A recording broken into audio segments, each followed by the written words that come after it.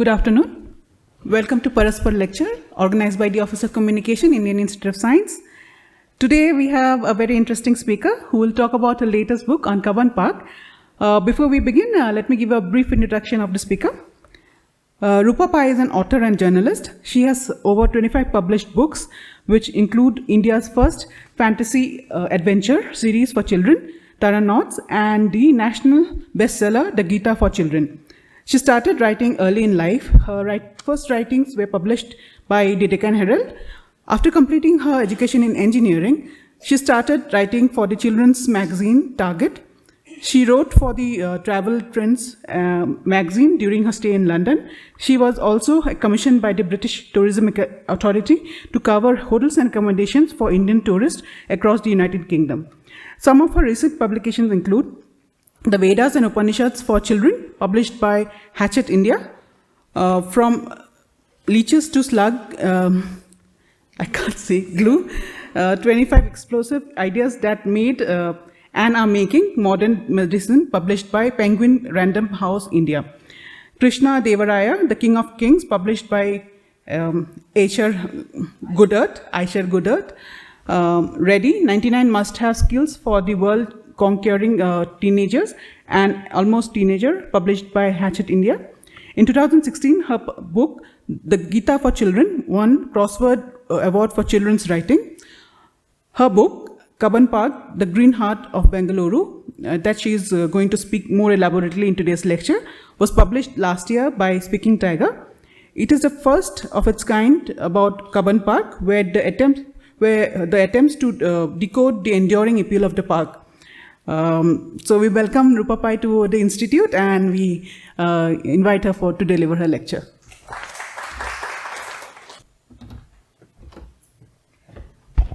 Thank you, Vitasta, for that very nice introduction. Yeah, so it's a real pleasure to be here, and thank you all for coming. And I recognize many people here. I know you're all old Bangaloreans, so I'm not sure what I'm going to add to your knowledge.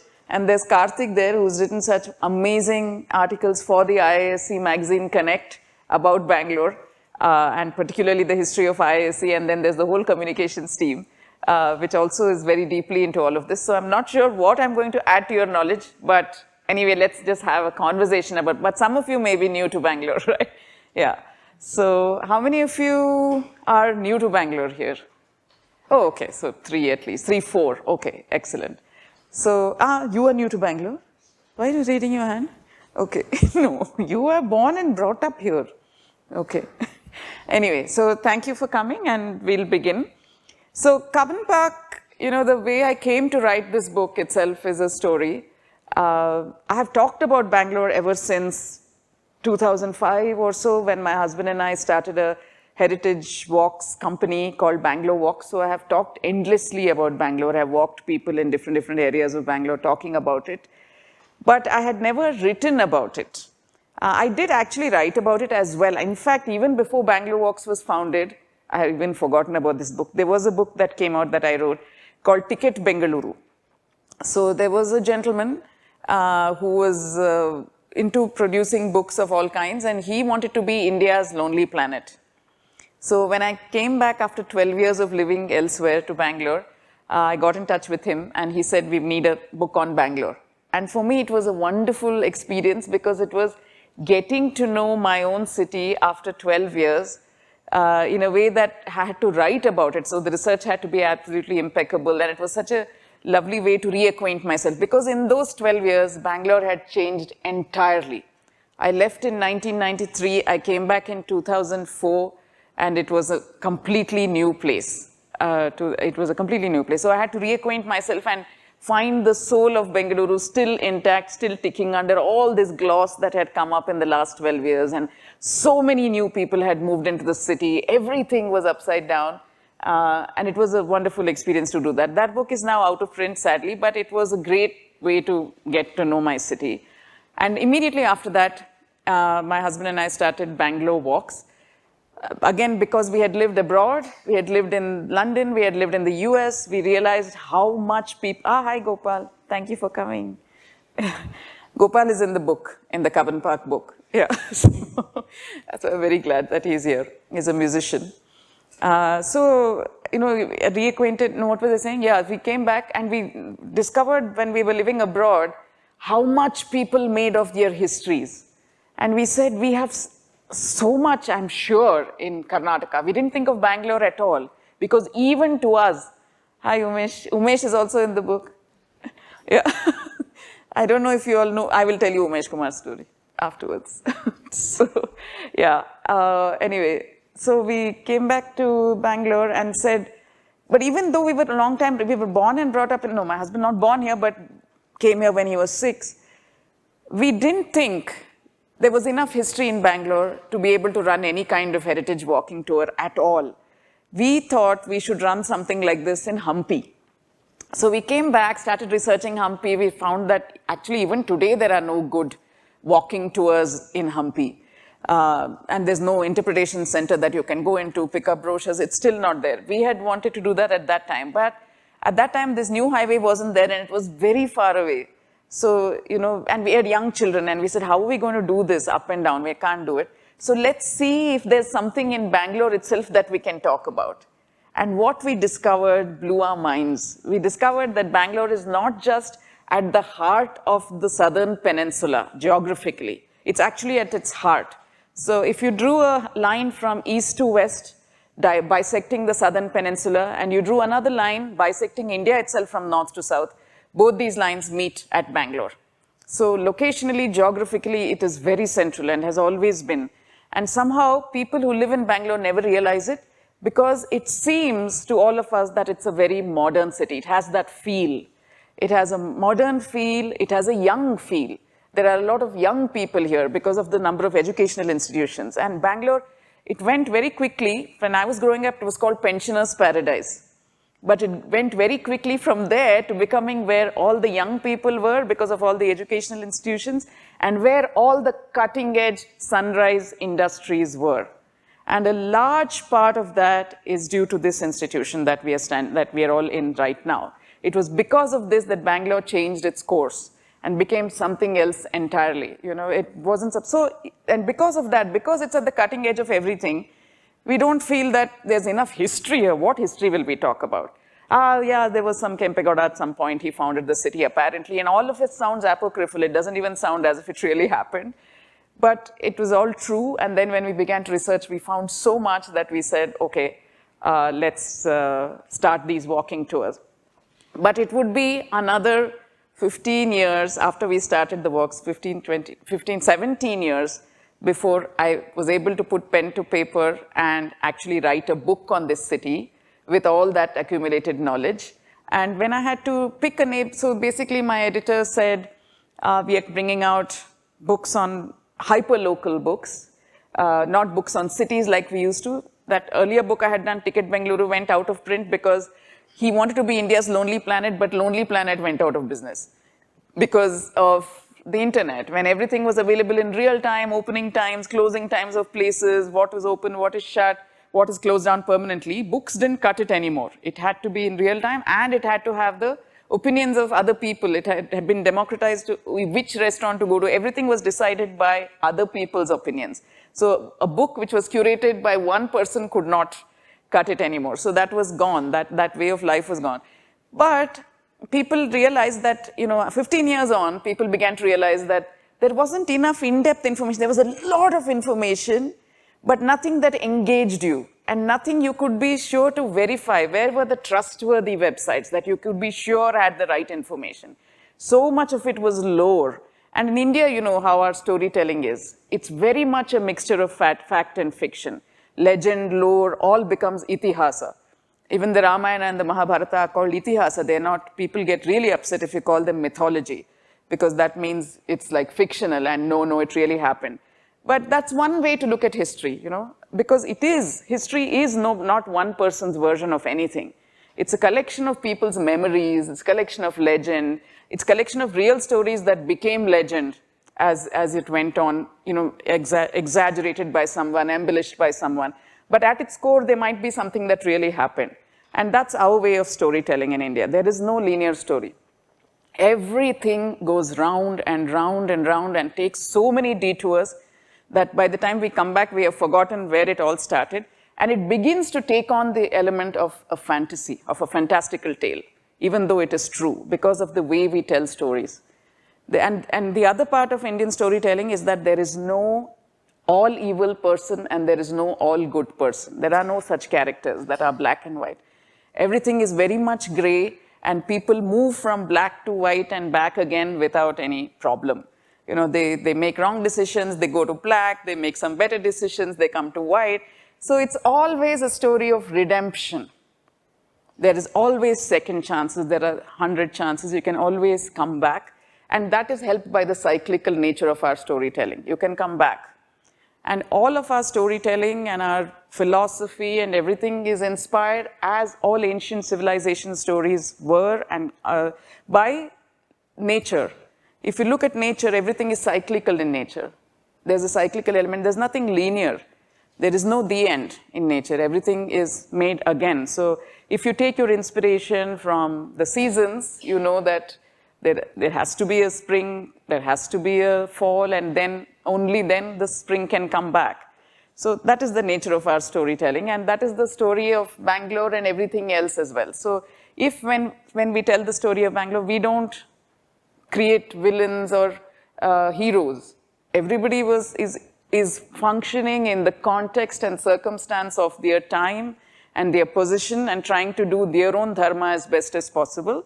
How it affects some other people around them is a matter of chance, and so that's how we tell stories. Anyway, so she said, will you write a book on a particular neighborhood of Bangalore, because we don't feel it's fair anymore to write a book on an entire city, to bring an entire city into just the one book. How can you tell the whole story of a city? There are so many different stories.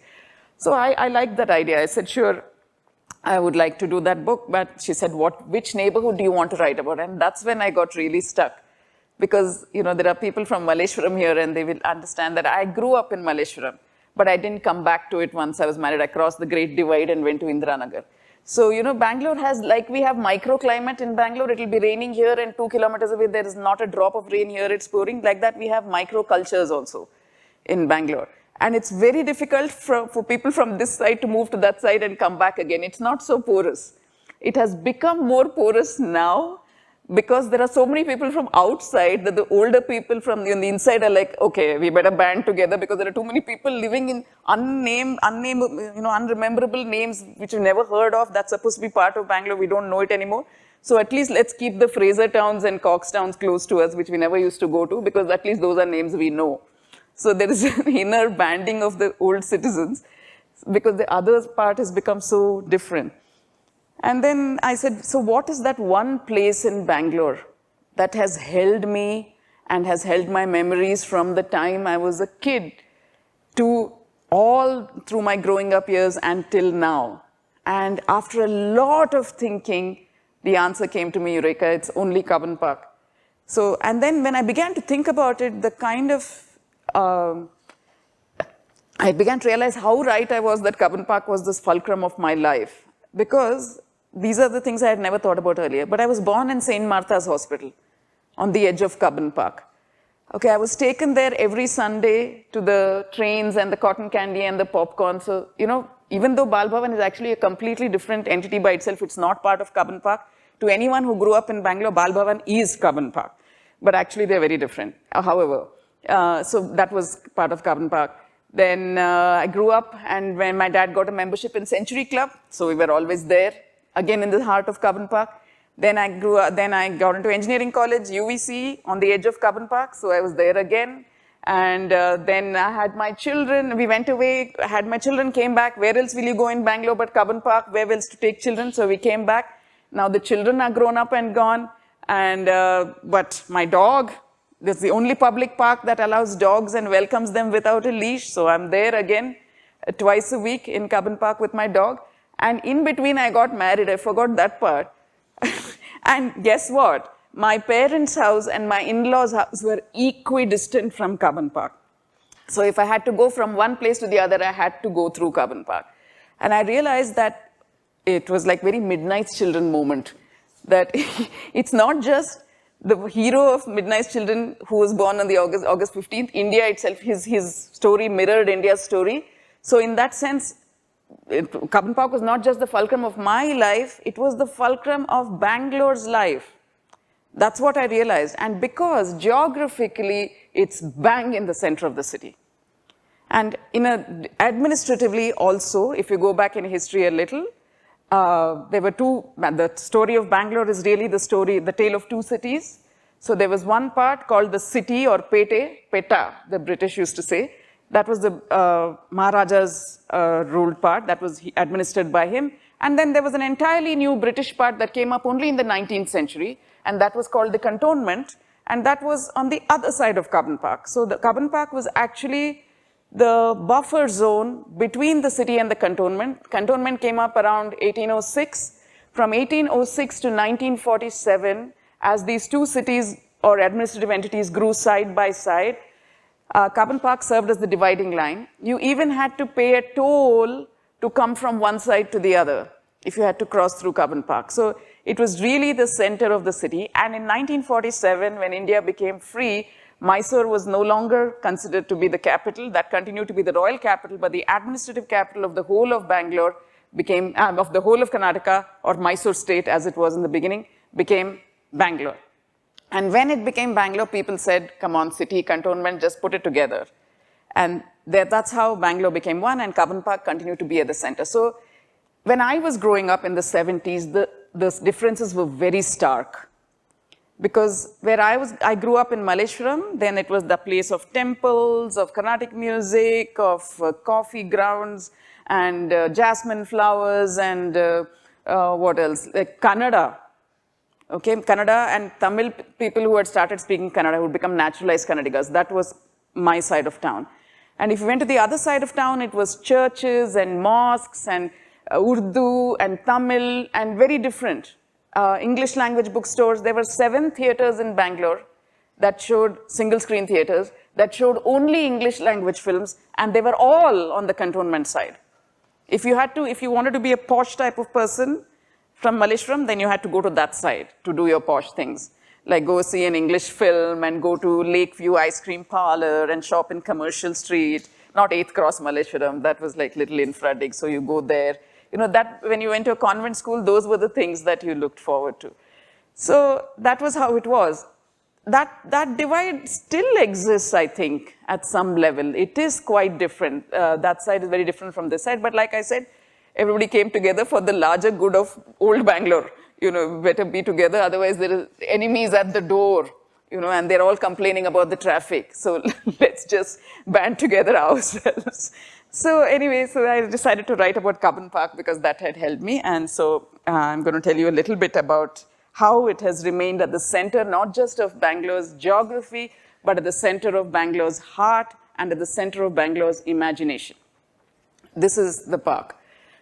Okay, so this is a beautiful picture. You can't get this kind of picture anymore from the ground up because the trees are so much around the High Court. The red building, for those who don't know, this is the High Court of Bangalore, of Karnataka. This is the Vidhan Sabha, which is the Legislative Assembly of Karnataka. And these trees are overgrown so much around the Atara Kacheri or the High Court that you can't actually see the building at all. And it's a very beautiful building, but we can't see it. And there is the Vidhan Sabha here. And there is one thing that is wrong with this picture, which of course Umesh knows very well, but anybody else can spot something in this picture that tells you this is an old picture, it's not a current picture. And by the way, I took it from the website, bangalore.com. Yeah. So this is what is missing now. This is the statue of Mark Cubbon. This is no longer here, and it's due to the efforts of that man sitting there. So we will talk about his story when we get there. So the story of Cubbon Park, just like the story of IISc itself, is, okay, so IISc, Cubbon Park, very different spaces. You would think, what would they have in common with each other? But both of them are bracketed in Indian history or Bangalore's history between this and this. So this is, anybody knows what this is? Yes, Tipu Sultan's rocket. And this, of course, is the Chandrayaan. And between these two rockets, these are the brackets within which Cubbon Park and IISc came to be and continue to exist. So this looks very much like a Deepavali rocket, right? Just a little bigger. It's exactly the same design. The wick is also in exactly the same place. What made Tipu Sultan's rockets have such a range, so much better than any other rocket in the world? The range of his rockets was about 900 meters to a kilometer. What was the innovation that Tipu had brought in that made them fly so much further than other rockets in the world? The rockets themselves were not new, not a new innovation. The Chinese had had them for a long time. But there was something about Mysore rockets that allowed them to fly further than any other. Yeah, for what? Material used for what? The bamboo. The bamboo shaft was not very innovative. Some kind of shaft used to be used. In fact, even Tipu himself replaced the bamboo shaft with swords later on to cause more damage when the rocket fell, with sharp swords. But the fact that he replaced it with sharp swords should also give you a clue as to what was the difference in this rocket from others. No, not so much. This is an answer I would expect to get, and I'm terrified of in IISc somebody will start proving some equation to me. But no, it's the material of the cylinder that housed the gunpowder. So in the past, other rockets had always put their gunpowder in wooden or bamboo cylinders, but they would explode, heat up and explode much faster than the soft iron cylinders that Tipu used for it. Sorry. So here, in this cylinder, the cylinder was made of soft iron. So it would hold on, take much longer for it to heat up and then explode. And why would he use soft iron? Because Tipu and South India and India itself were masters at metallurgy. We have always been. If you think about that iron pillar at Mehrauli, which hasn't rusted, and the fact that we are probably the only old civilization that has always eaten off metal plates. You know, everywhere else crockery is clay, mud. But in ours, it has always been metal because we were very good at metallurgy. And Tipu Sultan was also very famous for using a particular steel in his swords that made them flexible and so sharp they could cut a hair in midair kind of thing. And it was called Wootz steel. W-O-O-T-Z is what the British called it. But that came from the Kannada Tamil word ukku. Ukku means steel. So smelting and metallurgy all had reached great levels of thing. So let's start with the story of Tipu. So I said this bracket's one part of it. So I don't know how many of you know the story of Hyder Ali and Tipu Sultan. You probably know some of it. I'm just going to refresh your memories very quickly, take you through that. So Mysore at that time was being ruled, this is the 18th century. Mysore was being ruled by the Maharajas of Mysore, the warriors, and had begun to slip because the later Maharajas were not so competent. Mysore's treasury was being raided and looted, wiped clean by unscrupulous divans and treasurers and all these people. They were, taking all the money away. And this really annoyed and hurt Hyder Ali, who was the commander-in-chief of the Mysore forces. He said, what is happening? Everything is being taken away by these rapacious divans and ministers, treasurers, all of that. So I am going to take over. And he saw that he had the power because he commanded the army would listen to him. So in 1760, Hyder Ali takes over Mysore. He never calls himself the king continues to rule from his palace in Mysore. Hyder Ali is in fact in Devanhalli. He's been given this as his Jagir because he did very well for his king in a battle. And then he slowly takes over Mysore itself, makes his capital at Srirangpatna. And this is 1760. What had happened in 1757 that would change Indian history forever? The Battle of Plassey. So that had happened for the first time. The British had got a taste of what it is to have land of their own that they could tax, and they didn't have to bring English gold for Indian products. They could just tax this and take it. So they got a taste of that through Robert Clive, and after that, there was no looking back at all. In 1764, what happens? The other great battle. Battle of Buxar. And after that, a corporate, the world's first multinational, takes over the rule of India. They are called the East India Company. So East India Company takes over in 1764. This is the same time that Hyder Ali has taken over in Mysore. He was a very smart strategist. He realized very early on that this was not going to end well.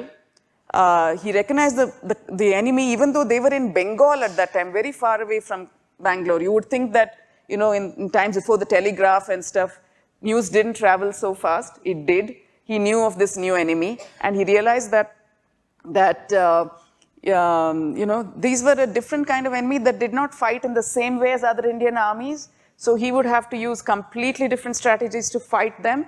And so he said, what better way to do it than to ally with somebody else who fights exactly the same way, who were also jockeying for power in the subcontinent, the French. So Hyder Ali allies with the French, has great success in the first two Anglo-Mysore wars. There were a series of 4 wars against the British, Anglo-Mysore wars. In the first 2, he does very well. In the middle of the second one, in fact, 1782, he dies. And not from wounds sustained in battle, but because of a carbuncle on his back. What is described as a carbuncle, we think today that it might have been a cancerous tumor. He dies. His son, Tipu Sultan, takes over. Now, Tipu Sultan, he's the one with the rockets and stuff. He had, until the age of 13, he had been sent to a mullah. He had had religious education. He was never going to be a soldier, because he had been born to his parents as a result of a prayer they had made at the tomb of a Muslim saint called Tipu Mastan Aulia.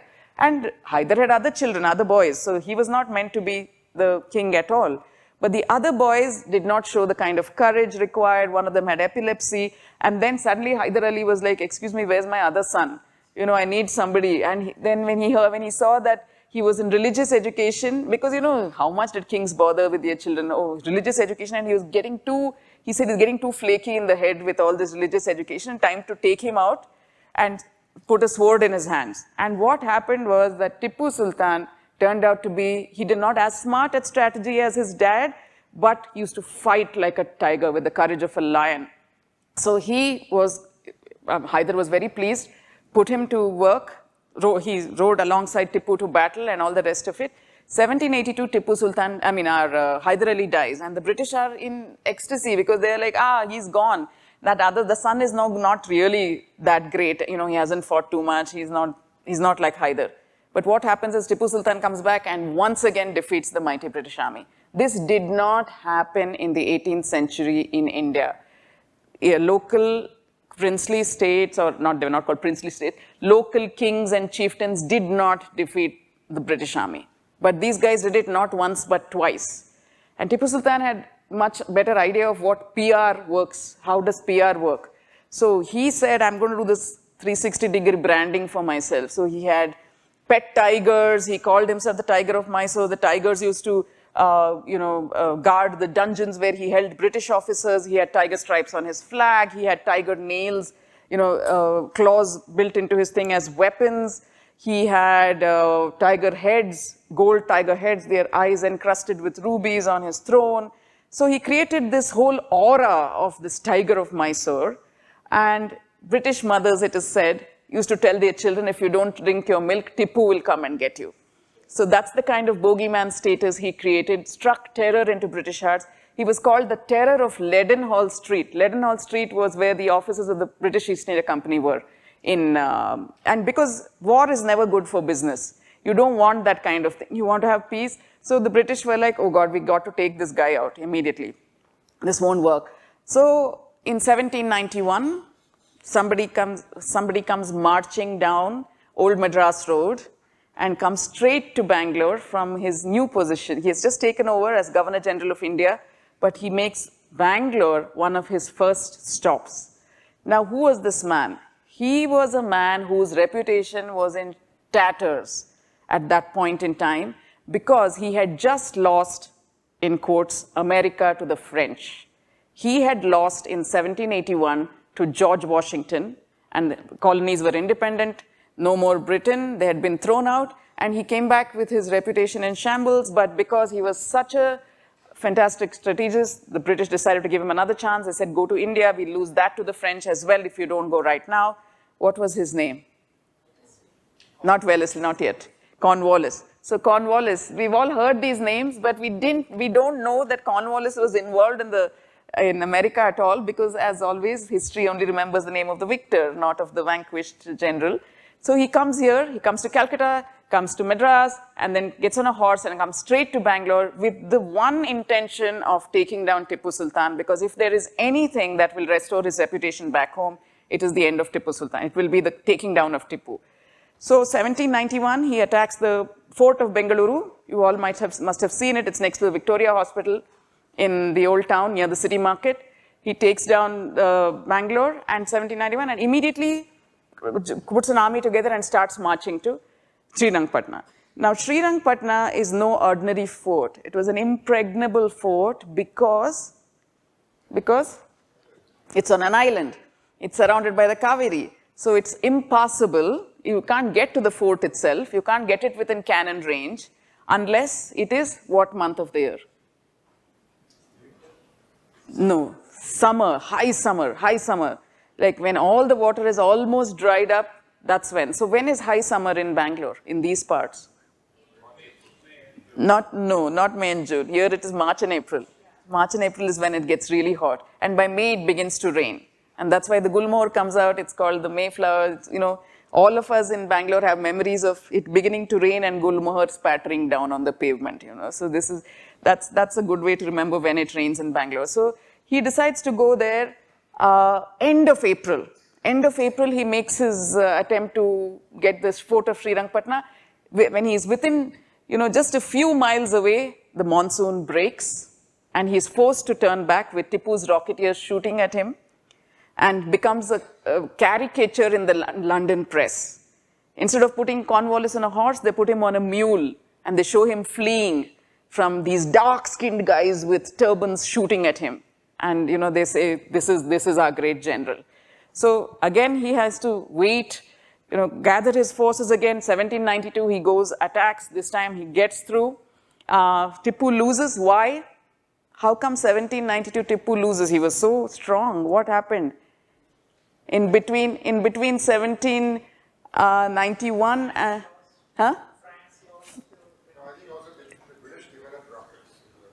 That, no, they took it from here only. Yeah.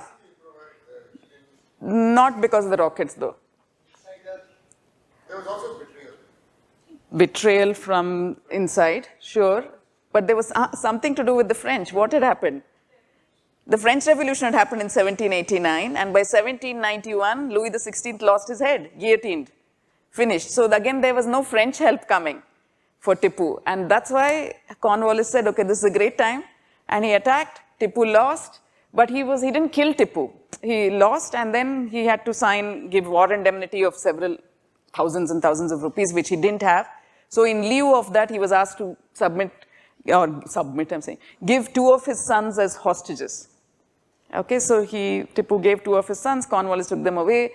To his credit, they were returned to their father a couple of years later, but the terms of the treaty were that he should never communicate with the French again. But Tipu was not to be outdone so easily, so he was quiet, but he was writing off again to France, this time to Napoleon Bonaparte, who said, Comrade Tipu, because it's all, you know, égalité, fraternité had happened, so now it's all Comrade Tipu, I'm coming to save you from the yoke of the British Empire, because Napoleon fancied himself Alexander the Great. He wanted to be a world conqueror, and he came all the way to Africa, to Egypt actually. And there, when he was, there was a famous battle called the Battle of the Nile, when an English naval admiral burnt the French fleet. His name was Nelson. Napoleon realized that he was needed back home. Home itself was in trouble. So he went straight back. He did not make that final sea journey from Egypt to South India. It was a very used route. For thousands of years, we've used that route for trading. If he had made that final sea journey from Egypt to South India, it's quite possible that North India would have been a different country. South India would become part of a Franco-Islamic empire, and we may have been doing this talk in French. But that did not happen. So Napoleon did not come. Tipu Sultan was like, okay, then the next person had come in, the Governor General Wellesley, who was a hawk. He said, we need to take Tipu out once and for all, no more like letting him live. His sons are growing up, he's always going to popular, and he's always going to create mischief like this. So in 1798, he starts preparing for war against Tipu again. And this time he puts at the head of the forces all the officers who had been imprisoned by Tipu in his dungeons, who had been freed by the terms of the treaty of the Third Anglo-Mysore War and who were thirsting for revenge. And also they were some of the few people who I could identify Tipu by face. It was not so, nobody knew what he looked like so much. So then they put these guys in charge of the army, and he put his young brother, Arthur Wellesley, also at the head of the army, because nepotism was alive and well even then. Arthur Wellesley had no exposure, actually had not much experience in fighting at all, but he was given this special chance to fight against the greatest foe of all, Tipu Sultan. What a reputation. If you won, if that came away, you would be made for life as a soldier. So he went and almost got hit by a rocket, by one of Tipu's rockets when he was doing a reconnaissance, almost died, got away and went on to live a very long life and died in his bed many years later after becoming one of the greatest soldiers England had ever known. So Arthur Wellesley attacks 4th May 1799 because of betrayal, because the rain held off by 1 day. If the rain had come that day, again history might have changed. But 4th May 1799, the water was low in the Kaveri. Everybody crossed, the cannon made a breach, and then the British camp went quiet. Made breach on May 3rd, and then absolutely went quiet. And the people in the fort were like, when are they coming, when are they coming? All the guards were there, nothing was happening. The next, they'll attack in the morning, so again, full alert, nothing happened. Then at lunchtime, just before lunchtime, the traitor on Tipu's side, he was the commander-in-chief of Tipu's forces, comes and calls away these guys who were guarding the breach and say, the Sultan will pay you now. These poor guys haven't been paid for 3 months. So they leave, and at that time, 1 p.m., when everybody is at lunch in the fort, General Baird says, come, my brave boys, follow me, leaps out of the trench, the whole roaring, they cross the river, get into the breach, and Tipu is finished. Okay, Tipu in a water gate, there's a little tunnel, he goes in there. Everybody urges Tipu to leave. They said, you leave, then we can fight another day under you. You stay alive, that's what matters. But he said, I'd rather live like a tiger for 1 day than live like a jackal for 100 years. I'm not quitting the fort, I'm standing here and fighting. And in that fight, somebody took a pistol to his temple in the darkness of the water gate, the tunnel, and he dies. And the best part is nobody knows that he's dead, because even the soldier who has killed him does not even recognize him. The thing was, in those days, the British soldiers used to be paid so little that they made this long trip to a horrible tropical land full of mosquitoes and disease. And they came here just because they were told it's a very rich land, and if you win, you can loot. And they knew that if they took away even just 1 ruby or 1 emerald, they could be lords of the manor back in England. So they came with that kind of hunger in their hearts, and they fought like Indian soldiers did not used to fight, because they fought for flag and country and for their own benefit. So they fought, and so this guy was only looking at the scabbard, at the jeweled scabbard and the jeweled hilt of Tipu's sword. So he shot him and must have taken it away. And nobody realized that Tipu Sultan was dead until they heard the wailing from the women's quarters. So a grapevine among the Mysore forces would have been that we saw the Sultan going in, we didn't see him coming out. So he must have died, or some soldier might have escaped. So when they heard that, then General Baird, who had been in the dungeon, he said, I'm not going to believe that until I have seen him. And then they imagine, they all go with the traitor, the commander-in-chief, because he's the one who can definitively identify him, go in there after dark with lanterns, sift through the bodies, the piles of bloody bodies, until they find at the bottom the body of Tipu Sultan, and only then Baird relaxes, and he says, I have to touch him and see that he's cold. Only then will I relax. And the next day they gave him a funeral worthy of a worthy foe. So they put all the 21-gun salutes and everything. And that's when the skies opened up and the rain began to fall. Like the biggest thunderstorm they had ever seen, is what a chronicler writes. And he says it's as if the devil himself came down for the funeral of his favorite son. So that's what happened. Tipu Sultan was gone. Now what happens? Now, suddenly the booty of Mysore has to be divided between the Marathas, the Hyderabad army, and Mysore itself. I mean, the Mysore Maharaja. So the Mysore Maharaja gets put back on the throne, and then he, of course, there's a resident in his court because he can't, I'll show you. So these are the two things. Wait, let's go past all of this for now and go to the Maharaja. Yeah, so this was the Maharaja who came to the throne at that time. After Tipu Sultan died in 1799, he was Mummadi Krishnaraja Rajendra Wadiyar. The Mummadi means the third, Krishnaraja Wadiyar the third. He was only 5 years old in 1799. But he was put on the throne, there was a British resident in charge, and Tipu's Diwan, Purnaya, continued to be Diwan with him. Okay, so this arrangement, there he is, one of the longest ruling Mysore Maharajas. Mysore Maharajas, unfortunately, have the curse of short lives. Many of them died very young. But this Mummadi Krishnaraja Wadiyar lived for very long.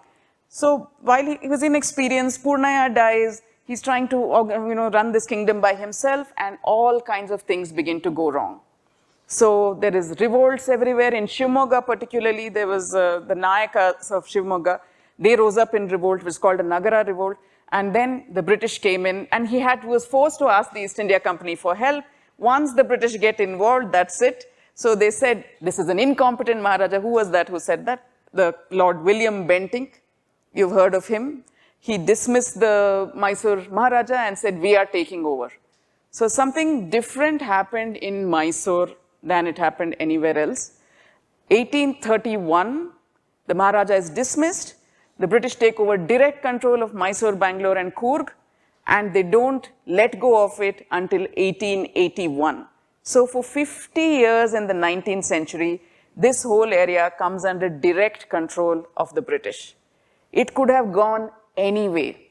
It could have completely ruined us, right? There was a Maharaja, but this Maharaja continued to rule. And then the other curse of the Mysore Maharajas visits the Wadiyar dynasty. Very few of them have male heirs. It is attributed to a curse, but it just happened that they didn't have. So towards the end of his life, Mummadi Krishnaraja Wadiyar III adopts his grandson and says, we want him to be the king. But we'll come to that story later. So we go back, 1831, they take over. And okay, so now we'll just shift the story a little. There is an island, a very small island, called the Isle of Man, off the coast of the UK, somewhere between the UK and Ireland. And this plays a huge part in the Bangalore story, this island, this tiny island, because somebody came from there, somebody who was born in this Kirk Michael. It's called the Church of St. Michael, and it was a vicarage, and there was somebody born here, and his name was Mark Wilkes. These stamps have been released quite recently in 1980 or something, but this was him, Mark Wilkes, and he came out to work with the East India Company as a soldier. And he was very involved in the war against Tipu Sultan. Okay, but he was also deeply interested in the culture of Mysore and everything, and the history. He went back and wrote actually the very first history of the Wadiyar dynasty. So he was one of those guys. Now in East India Company times, it used to be that if somebody in your family went out to India, it was called going out to India. So if he went out to India, you also followed in their wake. He'll go and get you plum appointments there, and there's a career to be made, so you also come. So his nephew, this man who was born here, also on the Isle of Man in a vicarage called Maughold Vicarage, he came out to India in 1801. He was 25, a young man, didn't have much prospects. What prospects will you have in Isle of Man when compared to India? So he obviously came out here, and he joined the Madras, the South Indian part, because Mark Wilkes had been here, and very soon found himself in Mysore. He's doing various things, again very deeply attached to the culture of the land, very interested in the customs and everything. And by 1831, when the Maharaja was dismissed, and they said, William Bentinck said, we'll appoint 2 commissioners now to administer this in place of the Maharaja. One of them will be European and one of them will be Indian. But of course, they could not find any Indian apparently who was up to the job. So they decided to put 2 British people. Now, these 2 British people did not get along. One of them was called William Morrison, and one of them was this man. So after a while, they said, okay, let Morrison alone be. But luckily for Mysore, Morrison got a place at the National Council. So he had to leave. And who was next in line? This one. So he becomes our commissioner. He rules or administers Bangalore-Mysore Coorg from 1834 to 1861, a period of 27 years. When he leaves in 1861, he is 85 years old. Okay, and he leaves only because of ill health. He has come in 1801, he does not leave till 1861. For 60 years, he has not gone back home. That Isle of Man might have been his Janma Bhumi, India was certainly his Karma Bhumi, and definitely Bangalore absolutely was his Karma Bhumi. He goes back, and on his way back, when the ship is docked at Suez, he dies. He never gets to go back home. Of course, his body goes back home, and if you visit the Isle of Man anytime, please go pay homage to the tomb of Sir Mark Cubbon. So this was Mark Cubbon. He was the commissioner of Bangalore from 1834 to 1861. What were the big changes he made? This was his house. A much smaller version of this, actually. This was his house. He was a lifelong bachelor, no family, no wife, nothing. Very Spartan in his habits because he came from, the Scottish background where everybody's very frugal and will not spend. So the Mysore that he inherited from the Maharaja and everybody was like completely pauper. It was out of money. So his first item of business was to fill the coffers. So he started putting good taxes in place. He put, and he loved horses with a passion. He had 60 of his own. Okay, so he put policemen on horses. He paid them better so that they will not be corrupt and they will not take bribes. So he did a lot. He decided that he petitioned for the railway line to come to Bangalore. Unfortunately, it came after he died. 1864, we got our first railway line from Madras to, from Jolarpate in Tamil Nadu, today's Tamil Nadu, to Cantonment. That came in 1864 after he died. But it was him that had pushed and pushed and pushed for it. And because I told you he was very close to the native culture, he was the man who commissioned the very first translation of the Bhagavad Gita into Kannada. This was Cubbon. So loved by both the natives and by the rulers. He was loved by both sides because of his mind. And the other thing he did was, so the other thing was he filled and filled and filled the coffers, but was very reluctant to spend it on anything. Okay, he just wanted to be, and definitely not on things like administration, like, after Tipu had died and the British had taken over, Cubbon moved into Tipu's palace. Do you know where Tipu's summer palace is? Again, very close to the fort area. So he moved in there. That building was already crumbling. Tipu himself hadn't occupied it for so many years. This was 1831, remember, Tipu died in 1799. But he said, no, it will do. We are not spending money to build ourselves a new building. This is fine. And in 1834, it was fine. But by the time it got to 1861 and the British administration in Bangalore had expanded, everybody was working in different buildings across the city. It was so inefficient, but our man refused to take a paisa out of the kitty and spend it on public works. So, but this was his house. House was not so big when he first built it. It was a small house, but it was surrounded by huge acres of land because he needed it to stable his 60 horses. You recognize this building? It's still a very important building in Bangalore, the Raj Bhavan. This is the governor's residence, actually. So that used to be Cubbon's house. And in those days, not in those days, even these days, Bangalore is it like a flat land or is it built on hills? No, not plateau. The plateau is around us, the Deccan Plateau. We are above that. Yeah, so we are built on a series of hills, and that's why any kind of underground metro is so hard, because you're actually tunneling through rock. We're built on solid hills, granite hills. Okay, so when you live in such a place, when that is your place, and you're building a cantonment there, where would you choose to build your houses? Below the hill or on top of the hill? On top of the hill, obviously, because the water runs off the top of the hill and collects at the bottom, and you don't want to be there. And not just water, but sewage as well, right? Everything will collect at the bottom of the hill in the absence of flushing toilets and all that. It would, and underground sewage, that's what will happen. So all the British people always built on a height. And so did he. He built on the highest, one of the highest ridges in Bangalore. The Raj Bhavan is at the highest ridges. Do you know what that area around Raj Bhavan is called? Now it will make sense to you. High grounds. It's called high grounds. We all know the high grounds police station. It's called high grounds because it is very high. It's one of the highest points in Bangalore. So he had taken off this high grounds, okay?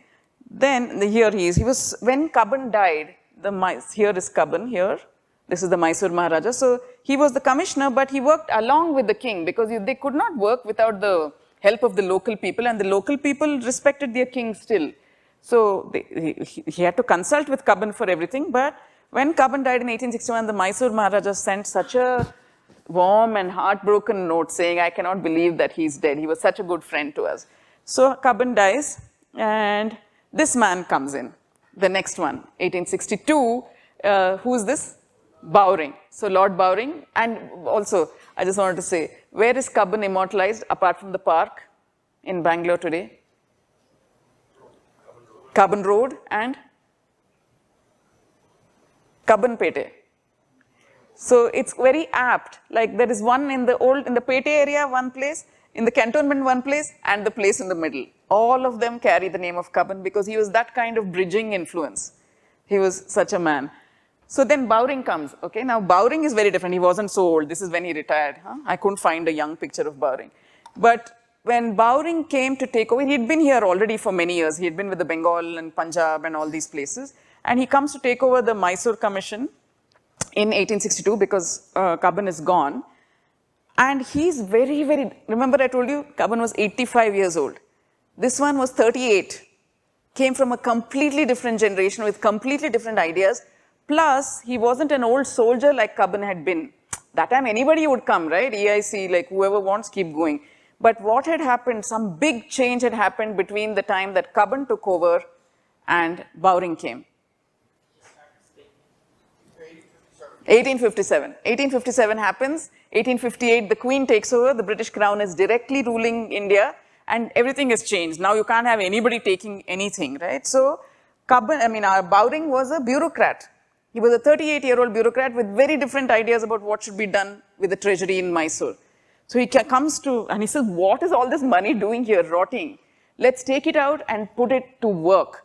So one of the first things he put it into all kinds of public infrastructure projects, roads and buildings and lakes and tanks, not lakes, all these kinds of things. And one of the first things he says, why are we sitting in this crumbling office, or why are we sitting in this rubbish palace? Let's build ourselves a brand new set of public offices for all the British to sit and administer from. And he used the idea of, which had already been very popular in Mysore, which Chikkadevaraja Wadayar had adopted, called the 18 departments, which was 18 Kacheri. And where did Chikkadevaraja take that from, that idea? Any guesses? It was not his idea originally. Huh? No, this is, Chikkadevaraja is before Tipu. He took it from Aurangzeb. The Mughals had come all the way down here. Aurangzeb and Chikkadevaraja Wadayar had met and had an interaction, and he said that works. Let's also do 18 departments. And the British took it as well.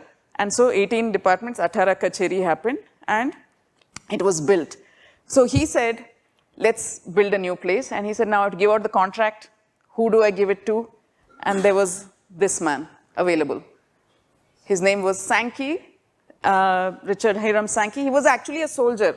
He had come as a soldier, not as he nearly won a Victoria Cross for his amazing work, like this is just point of view business, in the 1857 revolt. He had done very well, and he was recommended for a Victoria Cross. Unfortunately, he didn't get it. But he was also a very artistic type. So he had always worked in the engineering corps. And then he came here, and then he was not yet chief engineer. He was, in 1862, he was assistant chief engineer.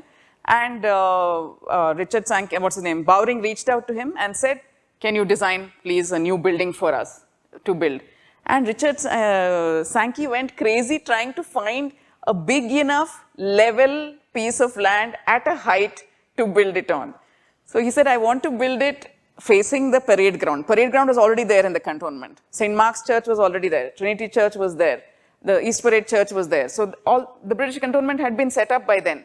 But he says, I want some space, some height where I can face it. He could not find anything like that. And finally decided on a small ridge, and the highest part was already taken by Cubbon. So he said, okay, I'll build it on this tiny ridge. And because of the nature of that ridge, he had to build a very skinny building. And this was his plans. These were the plans. This is from 1878, from engineering notes.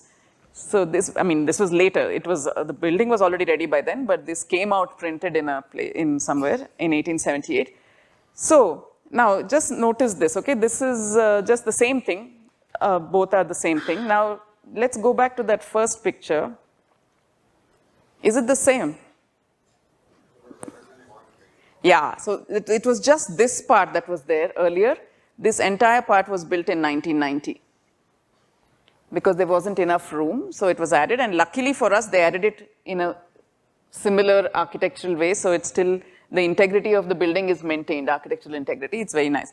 And this happened 10 years after this building was proposed to be torn down. Okay, why was it proposed to be torn down? Because some real estate guy or the government had their eye on it and they wanted to put out contracts perhaps and generate more money for themselves. So they said, my God, this building has been there from 1870 and now it's 1980, 110 years, that's enough. Let's pull it down. Let's build a new one. And some people, very few people, you know, this heritage thing was not such a big deal in India, has never been. Only now there is a sensibility that we should protect old buildings. Otherwise, our sensibility is, if it has served its purpose and it's old, tear it down, build something new, right? With chrome and glass and plastic, let's do that because it's more useful nowadays. But at that time, INTAC had just come in and the head of INTAC, along with a few concerned citizens, got together and said, my God, we're going to lose this.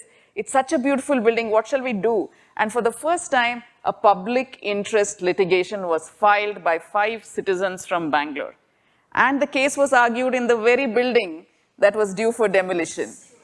And the citizens won. So it set a kind of benchmark for the citizens of Bangalore, which told them that, you know, your government may never do anything. They're usually dysfunctional, comatose. It's up to you. If you want to protect the heritage spaces in your city, you have to do it. So it set a benchmark. In 1990, this was built. Anyway, so we back to where we were. Yeah, so Sankey built it, and then this, who is this man? He was the contractor. He won the contract to get the labor and actually build the building.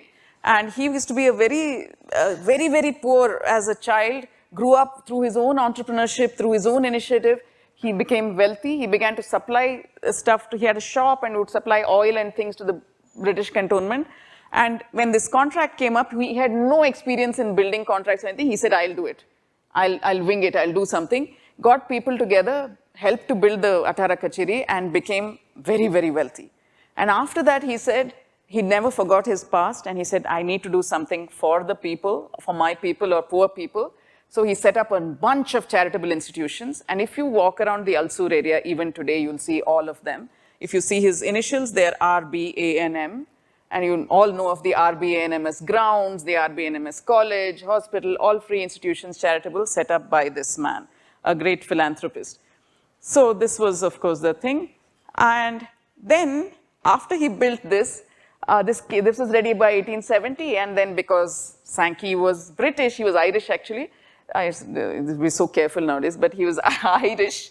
And he came from this small place called Tipperary. Have you heard that song?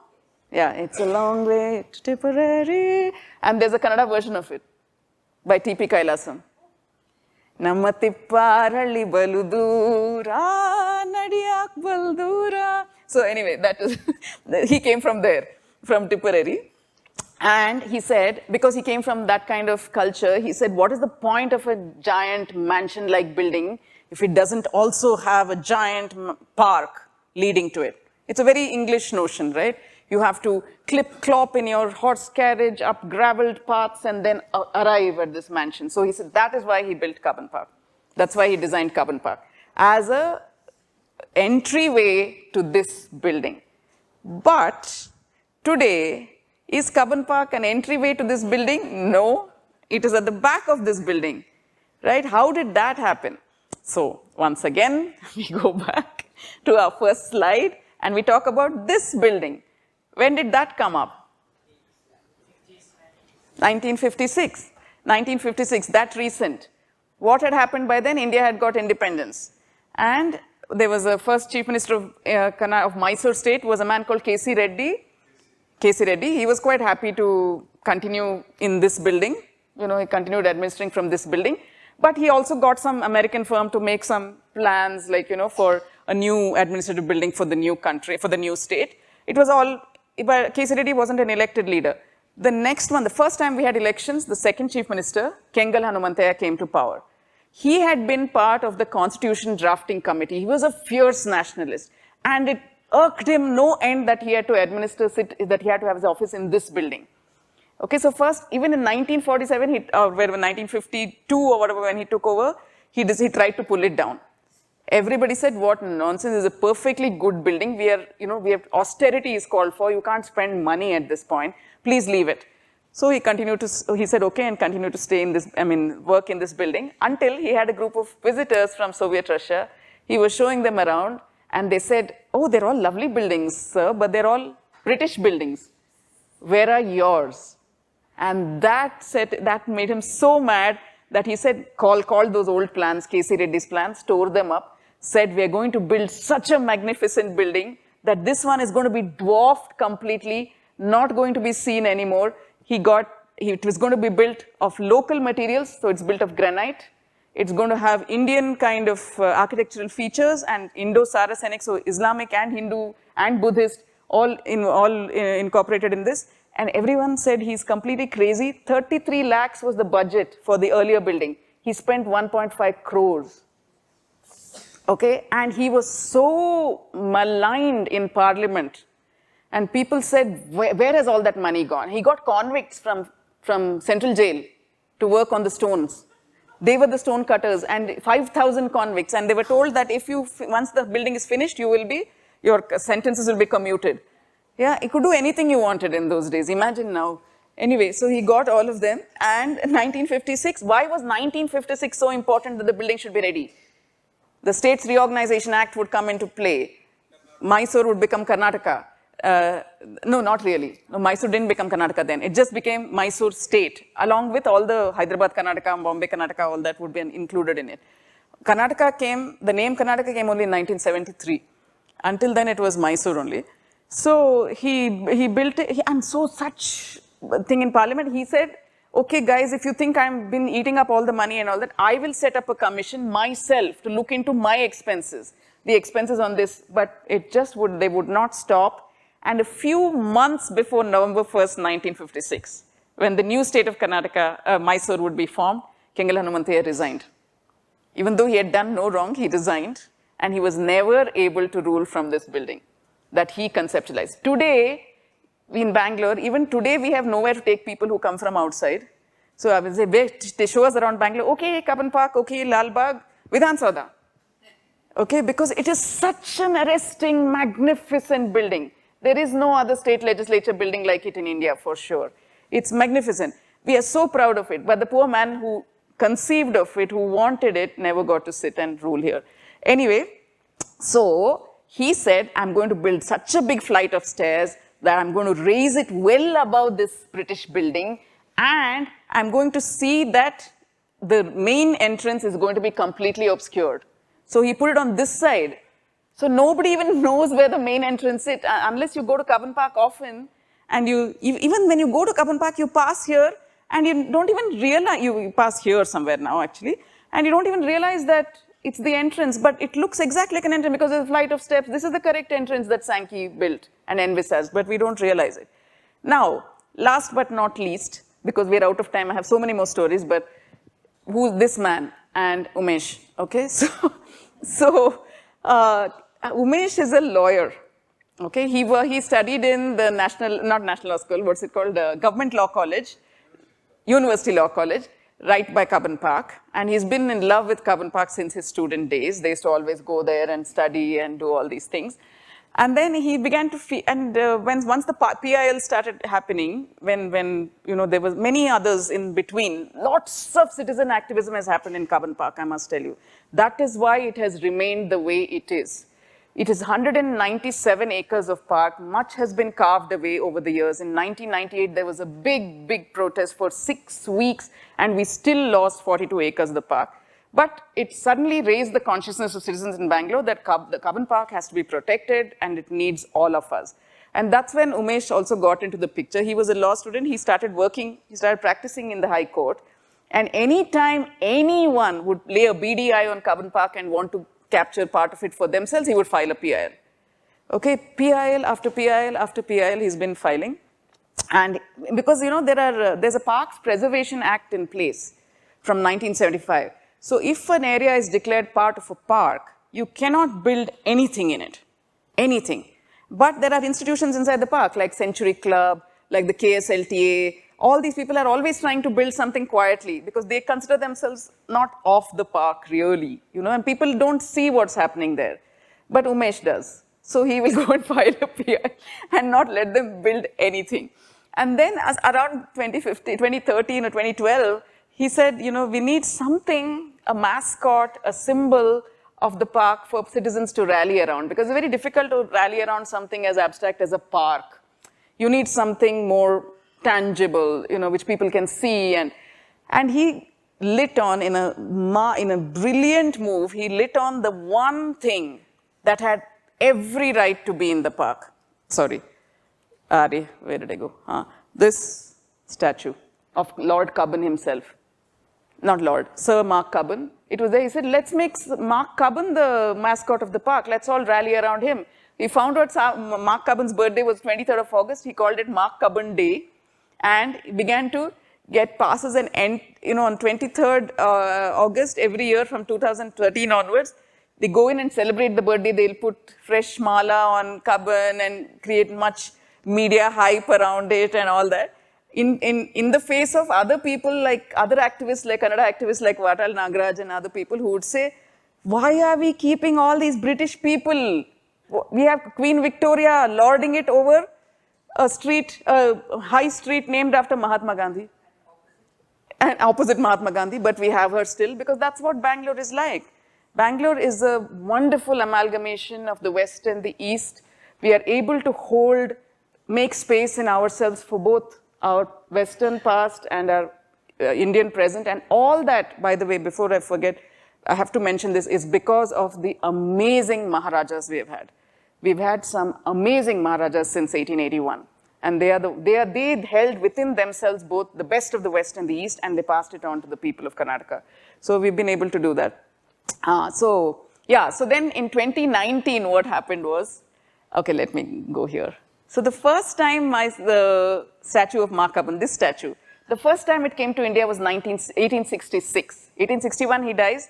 1866, this statue, bronze, equestrian, because he loved horses so much, was cast in a Chelsea studio in London of a very famous sculptor of the time called Baron Carlo Marochetti, and it was shipped to India, and it was in the parade ground. First they put it in the parade ground, 1866. Then Bowring was in charge at that time. Then it moved here to opposite Richard Sankey's. When this got ready in 1870, it came here. And it remained here. And then, of course, Umesh started putting garland on it and all that. And by 2019, what had happened was there was so much security around the High Court that it was always such a pain to get enough passes for people to go and garland and all that. And the Chief Justice of the High Court got really fed up. And he said, you know what? I'm not allowing this. I'm asking you to move Cubbon out into the park where you can all access him 24/7, 365 days a week. I'm not allowing you in the thing. And that order was made. And in 2020, in the height of the COVID pandemic, when Cubbon Park was closed down, this was Cubbon Park in the beginning. This is an 1890 picture. This is how it looked. After that, the horticultural department decided enthusiastic tree planting is what is called for, not lawns. And so now we have a forest, which is wonderful in the center of the town. So you can see the Athara Kacheri there. Yeah.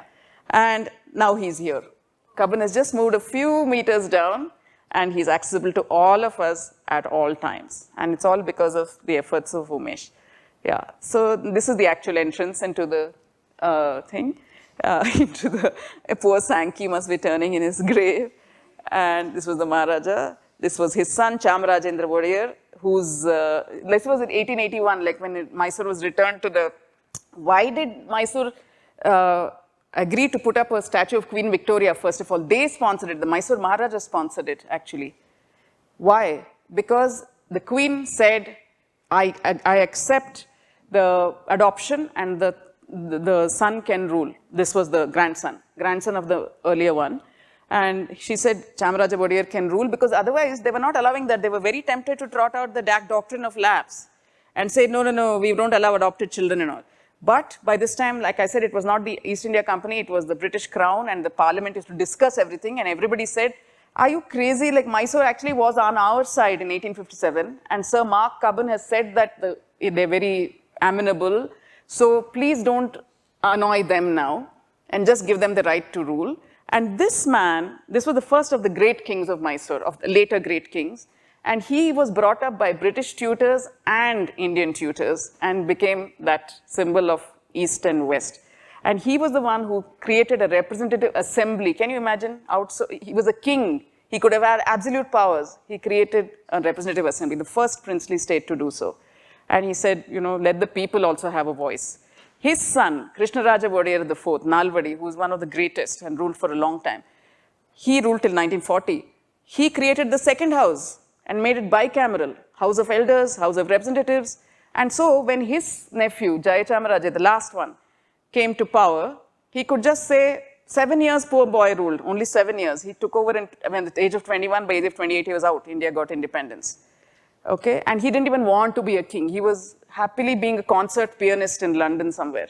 And he was called back because his uncle died, he had to become the king. 7 years later he had to go. And the instrument of accession, if you remember, there were 565 princely states at the time of independence. They all had to sign the instrument of accession. Mysore was the first to sign. And he said, of course, if that means the work of the Maharajas is done. The people are fit to rule themselves. Let me sign it. So these are the kind of men that have ruled Mysore. And that's why we are so lucky. These stories will keep for another time. I should stop now so that we can all go home. Thank you very much. I hope you enjoyed this talk.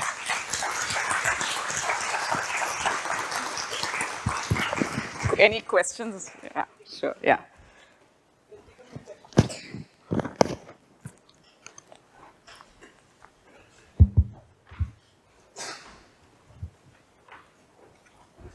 Let me tell about Gopal also, why he is in the book. Gopal is one of the musicians who used to use the strip. There used to be a very famous, cool concept in Cubbon Park called the strip, where musicians used to come and play on Saturday, Sunday evenings. No electricity, of course, so acoustic music usually. And then they got car batteries and, connected them to amps and speakers, and they used to do that. He was a young boy at that time and he used to go for those things. And now he and his wife, Geeta, are two of Malleshwaram's and Bangalore's most wonderful musicians. So that's why he remembered all the times in the strip. So that's why he's in the book.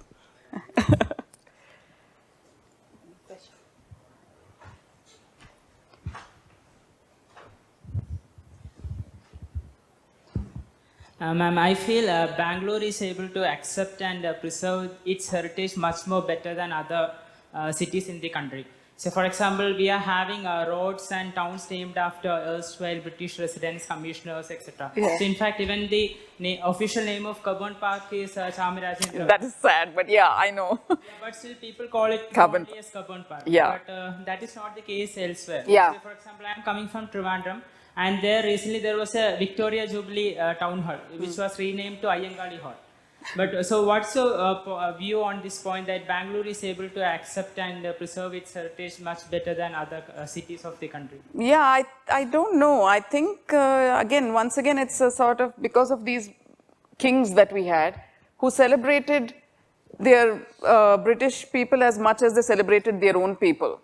And especially if they were also in the freedom struggle, not so much though, because they always had been allies of the British. And in fact, it's because they were allies of the British that the Indian Institute of Science and all came here. In the sense, while they did enough for, scientists were attracted to this state because there was no war here. So from 1799, after Tipu Sultan died, there has been no conflict in Karnataka at all. Huh? In South India really, yeah. And not even a very concerted freedom struggle like there was in Tamil Nadu, perhaps there was a little more, but not in Karnataka so much. So I think that's part of it. And then also there's some cussedness among Bangalore people. They keep renaming everything, but we still call it the old name. So I have no idea why we do that. Richmond Road, Residency Road, everything is named other things. General Thimmaya Road, Fraser Town is called something, Sarvagna Nagar, all kinds of things. But we are like very comfortable. You know, I have to, Bombay too. Cal also maybe. Yeah, so, you know, I have a strange, funny story to tell.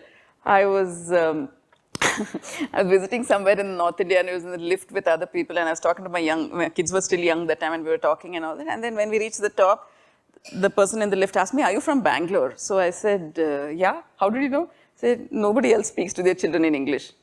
People from nowhere speak to their children in English.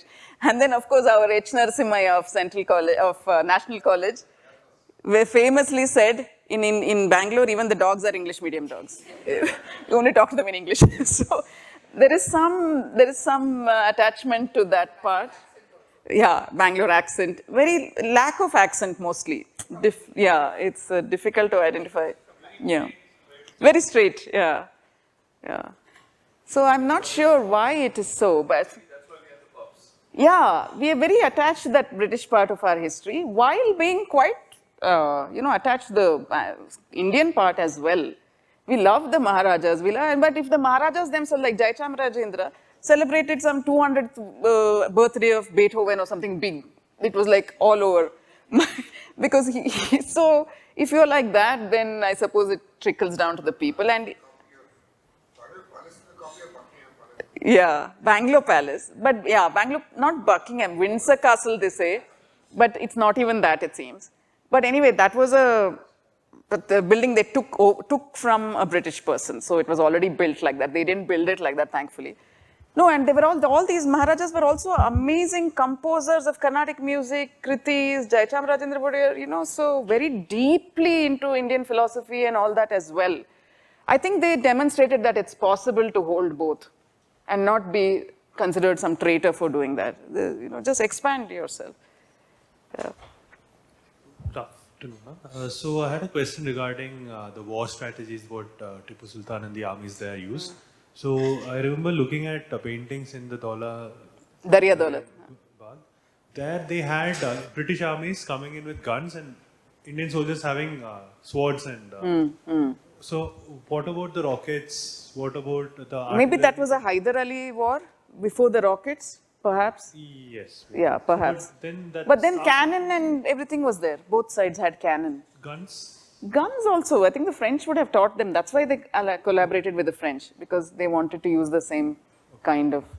Yeah, but the cannoneers were certainly taught by the French people. Yeah.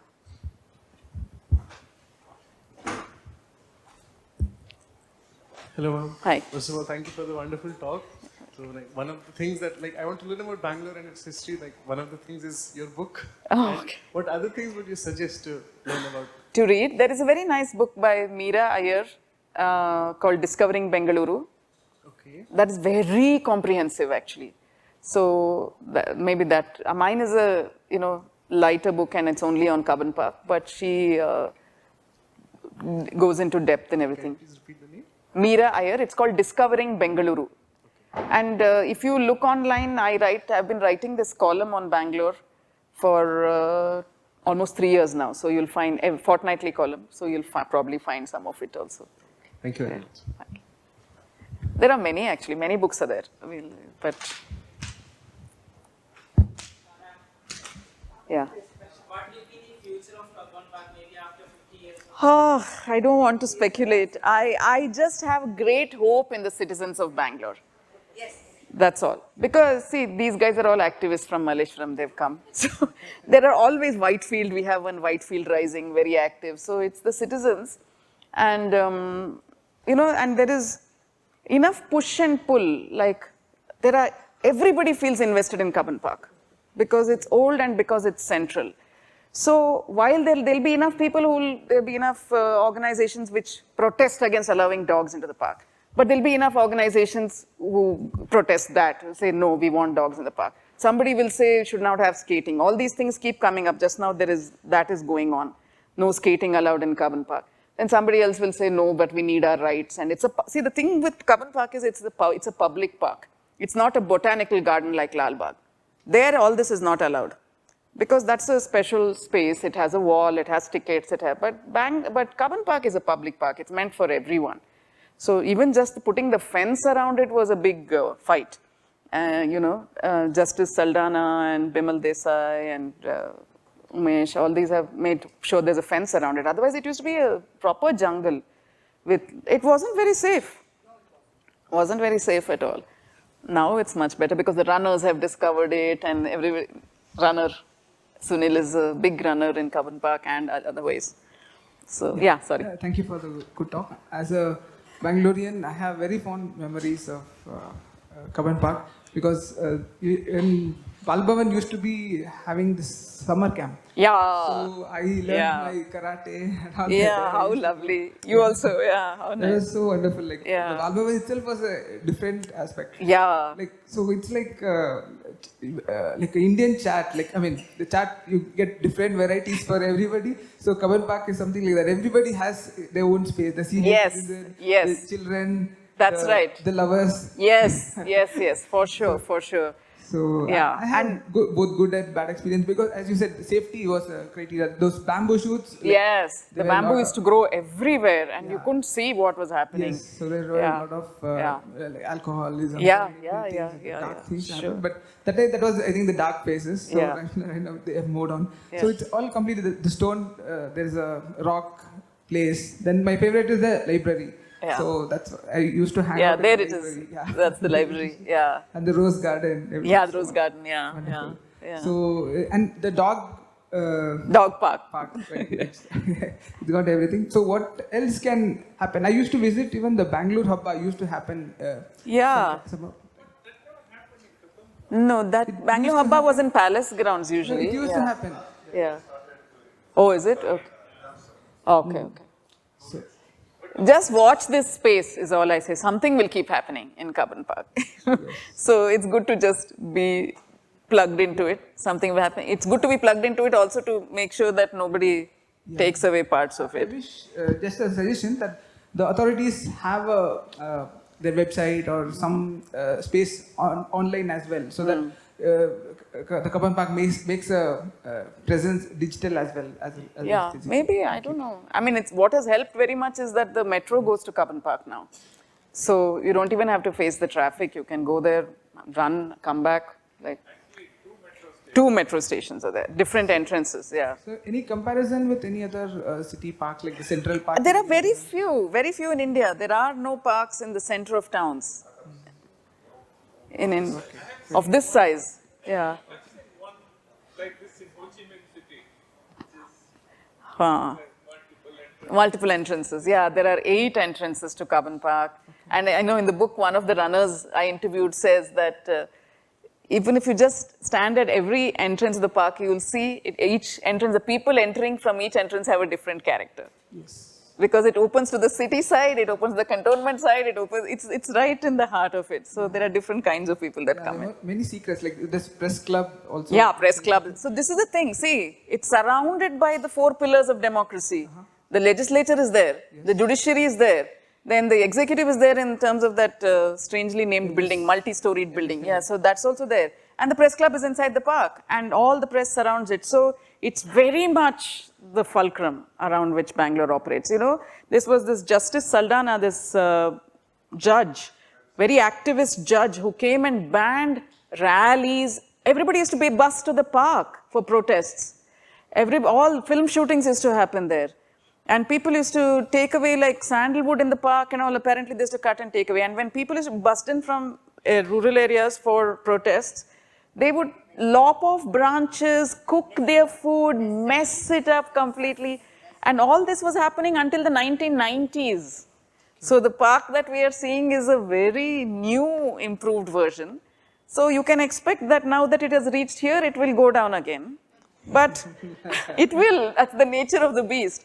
But citizens will be there to pull it back. Some activists judge, some, just considering what's happened over the last 152 years, it seems like every time it goes down, somebody comes up, so to protect it. So. And he's the one also who banned traffic. Yes, yeah. But that whole pedestrianizing on Saturday, Sunday was something done by my friend in 2015. Actually, he started not 2015. 1990s, maybe late 1990s or early 2000s. He's like, it was a postcard campaign. There was no change.org and all. They actually ran a big, no, maybe 2015 only, recently that it became. Yeah, recently. Yeah.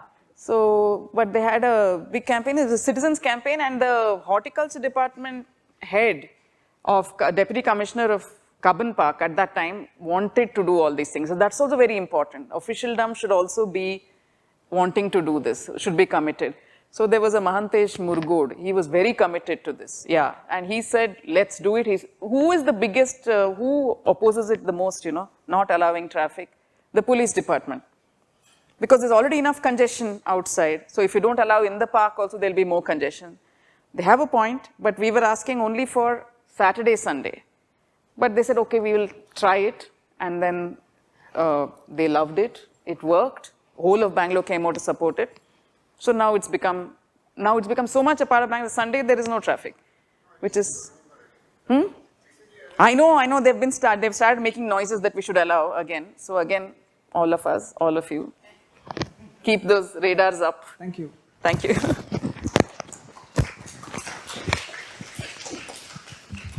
So if there is no other question, thank you so much for this amazing talk. We are so, indebted to you for accepting our invitation. May I request my colleague, Ranjini Raghunath, to give a token of appreciation from us. And Please about that bag. I will carry it everywhere.